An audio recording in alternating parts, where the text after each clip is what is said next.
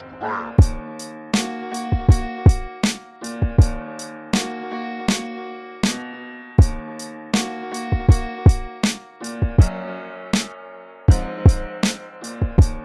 guys, Dean Chase here with another geometry lesson for you. Hope everybody's doing awesome. Let's go ahead and start with a word of prayer. Dear Heavenly Father, thank you for today, Miss Lord. Thank you for all that you've done. I pray that you'll bless my students and just help us have a great day. We love you, Lord. In Jesus' name we pray, amen. So, today, guys, we're going to be learning about inequalities in two triangles, and we're going to be learning how to write an indirect proof. Oh man, are you in for quite the surprise. So this is lesson 5.6. Page 335 if you're following along in the book. Imagine a gate between fence posts A and B that has hinges at A and swings open at B. So just like this picture.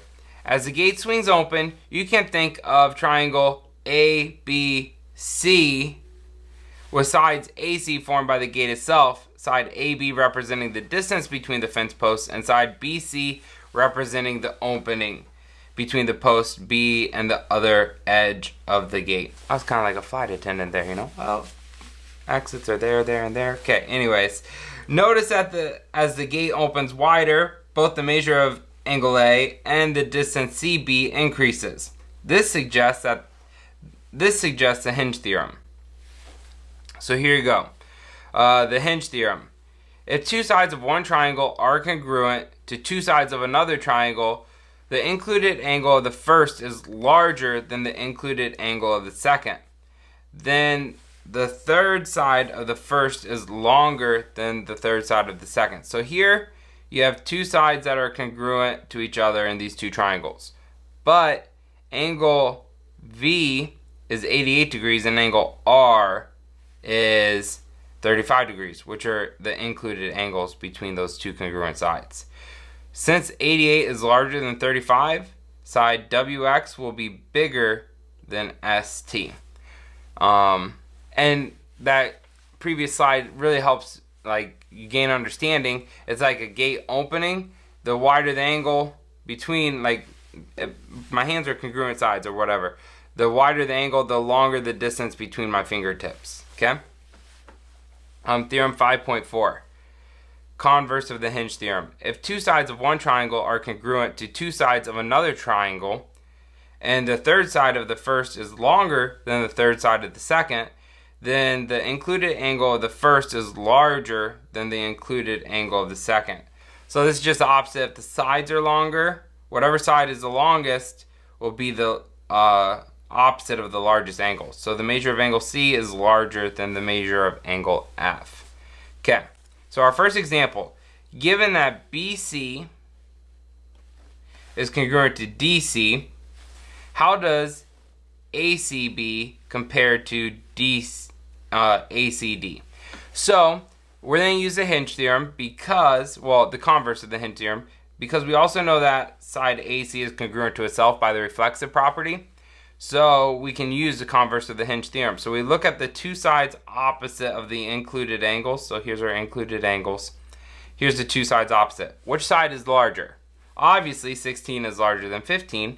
Thus, angle ACB, the measure of angle ACB, will be larger than the measure of angle ACD. Okay, I hope that makes sense. That's pretty much the easiest example of our lesson. So let's go ahead and keep going so we can get this done. Example 2. Two runners start together and run in opposite directions. Each one goes 1.5 miles, changes directions, and goes 2.4 miles. The first runner starts due north and turns 100 degrees towards the northeast, and the other runner starts due south and turns 130 degrees towards the west. Both runners return to the starting point. Which runner ran the farthest? Please explain.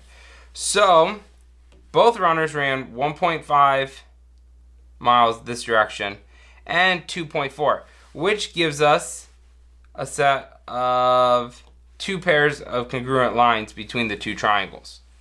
So their included angles would be, I'm going to circle their included angles in purple, right here and right here. So we want to compare them because the runner who's going to run the farthest will have the longer side either here or here, and we will know which side is longer by these angle measures, which we can find because they gave us the exterior angle measures where the runner turned.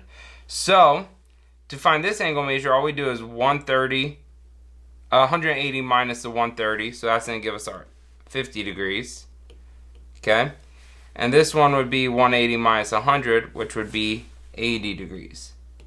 So of those two, obviously 80 degrees is going to be our bigger angle, which means that runner 1 ran the farthest distance right here. Okay, so each triangle side lengths of 1.5 and 2.4, and the angles between those sides are 80 degrees and 50 degrees. That's what we just figured out. So by the Hinge theorem, we can say that runner 1 ran farther because the one side of its triangle is longer. So in words typed out for you to write down, by the Hinge theorem, the third side of the triangle for runner 1 is longer, so runner 1 ran farther. Okay? Not a bad example. I hope it made sense. Let's go ahead and keep going. So, indirect reasoning, okay? Suppose a student looks around the cafeteria, concludes that hamburgers are not being served, and explains as follows. At first, I assumed that we were having hamburgers because today is Tuesday, and Tuesday is usually hamburger day. There's always ketchup on the table when we are having hamburgers, so I looked for ketchup but didn't see any. So, my assumption that we are having hamburgers must be false. The student used indirect reasoning. So far in this book, you have reasoned directly from given information to prove the desired conclusion. Okay, let's just go ahead and keep going. So here is how we're going to write an indirect proof. In an indirect proof, you start by making a temporary assumption that the desired conclusion is false. By then showing that the assumption leads to a logical impossibility, you prove that the original statement true by contradiction. So here we have 3 steps to write our indirect proof. I would write these down. Step 1, identify the statement you want to prove and assume temporarily that the statement is false by assuming that its opposite is true. Step 2, reason logically until you reach a contradiction. And step 3, point out that the desired conclusion must be true because the contradiction proves the temporary assumption false. Okay? So let's go ahead and do one. So here they want us to write an indirect proof to show that the sum of 2 odd numbers is always even. Okay? 2 odd numbers is always even. Given A and B are odd numbers, prove that A plus B is an even number. So step 1 says that we need to temporarily assume the opposite is true. So they want us to prove that A plus B is an even number, so the opposite of that would be A plus B is an odd number. Okay, so step 1, let's assume that A plus B is not even, which is the same thing as assuming A plus B is odd. Okay, step 2, we need to reason logically until we can prove this statement false. Okay, so the first thing we need to do is we need to figure out how to represent A and B as an odd number for any number that exists.